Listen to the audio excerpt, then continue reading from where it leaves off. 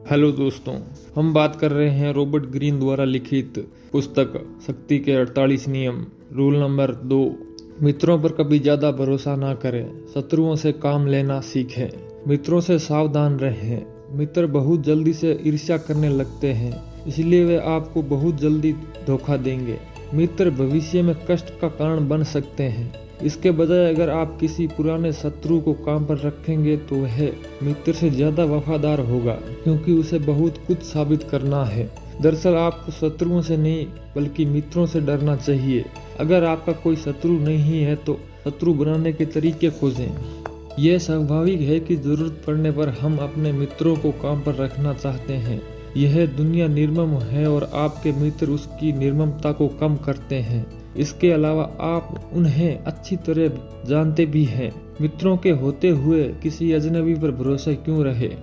दिक्कत यह है कि अक्सर आप अपने मित्रों को उतनी अच्छी तरह से नहीं जानते जितना आपको लगता है। मित्र अक्सर बहस टालने के लिए आपकी हाँ में हाँ मिला देते हैं। आपको कष्ट न पहुंचे इसलिए वे अपने एक प्रिय गुण छिपा लेते हैं। आप जब मजाक करते हैं तो वे थोड़ा ज्यादा हंसते हैं, क्योंकि ईमानदारी और सच्चाई से मित्रता की नींव मजबूत नहीं होती है। इसलिए वास्तव में आपको यह पता कि नहीं होता कि आपके बारे में आपके मित्रों की असली भावनाएं क्या है।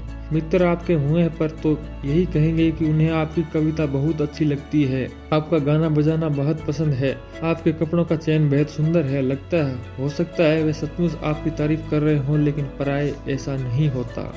जब आप अपने किसी मित्र को नौकरी पर रखने का निर्णय लेते हैं तो आपके सामने वह गुण धीरे धीरे सामने आते हैं जिन्हें उसने अब तक छिपा रखा था। अजीब बात यह है कि आपकी उदारता के इस काम के संबंधों का संतुलन बिगड़ जाता है। सभी लोग ये महसूस करना चाहते हैं कि उन्हें यह अवसर अपने दम पर मिला है, इसलिए आपका एहसान उन्हें बोझ की तरह लगता है। वे जानते हैं कि उन्हें योग्यता के कारण नहीं बल्कि मित्रता के कारण नौकरी मिली है। मित्रों को नौकरी देने में एक एहसान छिपा होता है जिससे वह मन ही मन परेशान हो जाते हैं। मित्रों का प्रयोग करने या उन्हें नौकरी पर रखने में समस्या ये है कि इससे आपकी शक्ति निश्चित रूप से सीमित हो जाएगी। बहुत कम मामलों में ही ऐसा होता है कि मित्र किसी काम के लिए सबसे योग्य व्यक्ति हो और आपकी मदद करने में सबसे ज्यादा सक्षम हो। अंतिम विश्लेषण में योग्यता और क्षमता मित्रतापूर्ण भावना से ज्यादा महत्वपूर्ण होती है। कामकाज के सभी स्थितियों में लोगों के बीच थोड़ी दूरी होना चाहिए।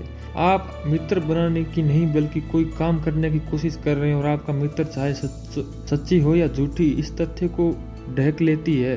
शक्ति की कुंजी पर यह है कि आप में यह मूल्यांकन करने की क्षमता होनी चाहिए कि आपको सबसे ज्यादा फायदा कौन पहुंचा सकता है।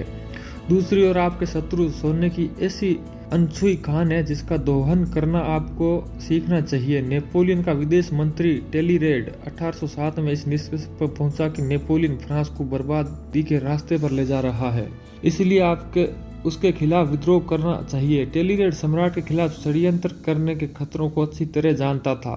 उसे एक साथी की जरूरत थी। उसने सोचा इस तरह के अभियान में वह किसी मित्र पर भरोसा नहीं कर सकता।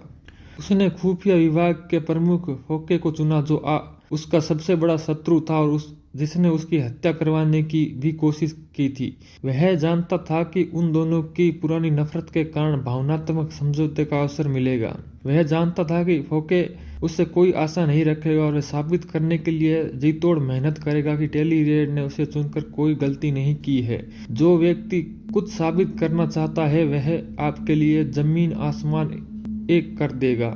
अंत में टेलीरेड यह जानता था कि फोके एक के साथ संबंध आपसी स्वार्थ पर आधारित होगा और मित्रता का व्यक्तिगत भावनाओं पर द्वारा दूषित नहीं होगा।